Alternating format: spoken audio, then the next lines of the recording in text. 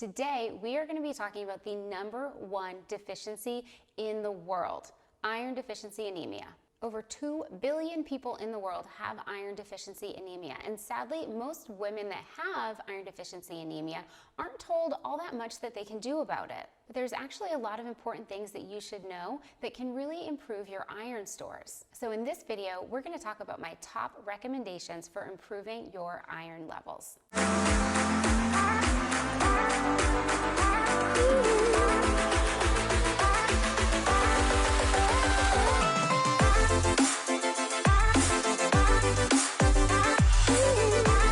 Before we dive in, a few words of caution. We're not going to be talking about supplementation with iron today, just natural ways to increase your iron stores. And one other thing that you should know is that too much iron can actually be bad for you, which is why it's important to work with a qualified practitioner to know what your actual iron levels are and to adjust accordingly with diet and supplementation so that you don't end up with too little or too much. And my last word of caution is always make sure that you find the root cause. All of the supplements, diet, and lifestyle changes in the world aren't going to help you very much if you don't figure out the root cause of why you're iron deficient in the first place. Some of the top reasons that I see for iron deficiency anemia are heavy bleeding with periods, parasites, and celiac disease. So make sure that you investigate and treat the root cause and not just treat the resulting symptom, which is the iron deficiency anemia. Okay, now on to how to increase your iron stores. So #1 is a cast iron pan. So as the name implies, this pan is made out of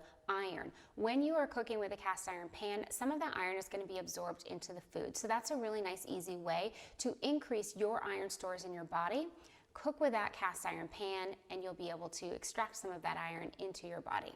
#2 is something called food synergy. So you might never have heard of this, but basically it's a concept that different foods react differently together. So today we're going to be talking about enhancers and inhibitors.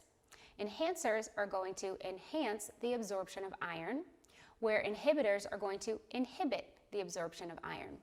So as you can imagine, if you have iron deficiency anemia, when you're consuming iron, you want to be able to enhance the absorption of that iron, and you want to avoid the inhibition of the absorption of that iron. Vitamin C is a really great enhancer. Some examples of some vitamin C rich foods are tomatoes, strawberries, bell peppers, and oranges. So if you were to have an iron-rich steak, it would be great to pair it with a salad of spinach and strawberry and bell peppers on the side. So think about vitamin C when you're coming up with your food pairings. Anything that's high in iron, try to match it up with a vitamin C rich food and you'll be able to really enhance that absorption of the iron. Now let's take a look at inhibitors. Like I said earlier, inhibitor is something that inhibits the absorption of iron. This is something we definitely want to avoid with iron deficiency anemia. Examples of inhibitors are tannin-rich items like tea, coffee, and certain herbs. Now, you can still drink tea and coffee when you have iron deficiency anemia,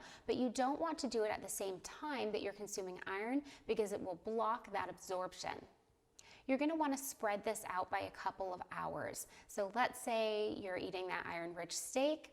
Don't drink your tea until a couple hours later so your body has time to break down that iron, absorb it, and then you can have your tea without worrying about blocking the absorption of the iron. Okay, the third principle that we are going to talk about when it comes to increasing your iron stores is the difference between heme iron and non-heme iron. Heme iron is going to be anything from a meat, animal source. So steak, chicken, fish, poultry, those are all heme iron. Non-heme iron is going to be plant-based sources like vegetables, legumes, think of lentils and beans and things like that. Now, the reason why it's important to understand the distinction between heme iron and non-heme iron is that heme iron is much more bioavailable and absorbable for the body. And it doesn't mean that you can't get your iron from non-heme sources, but you need to know that you're going to have to eat more of those non-heme iron sources to equal the equivalent of a heme source of iron. So if you're an omnivore and you eat some meat and some plants, you're probably going to be fine here. But if you're a vegetarian or a vegan, you're going to need to be a lot more mindful about the actual amount of non-heme iron that you're eating to make sure that you're still meeting your body's needs, because it's just not as bioavailable. Now, the fourth thing that we're going to talk about when it comes to increasing iron stores is beef liver. The absolute best thing that you could do if you have iron deficiency anemia is eat beef liver. I have yet to meet someone that I told to do that didn't make a really weird face at me and tell me that they didn't want to do it. So I'm going to give you another alternative if beef liver isn't your thing. If it is, awesome, go for it. It's a really, really good way to increase your iron stores very quickly and easily. If it's not your thing, just know that they do make a supplement of beef liver capsules. So that could be a quick and easy way for you to increase your iron stores naturally. So to recap, if you have iron deficiency anemia, make sure you are avoiding inhibitors, utilizing enhancers, using that cast iron skillet, trying out some beef liver or beef liver capsules, and paying attention to your heme and non-heme iron sources. More importantly, while you are working on all these great ways to increase your iron stores naturally, don't forget to search for your root cause so that you can get down to the root and heal it at its source. If you found this video helpful, I would love it if you'd hit share it with a friend. And don't forget to hit the subscribe and notification bell so you don't miss any new videos on Tuesdays and Thursdays.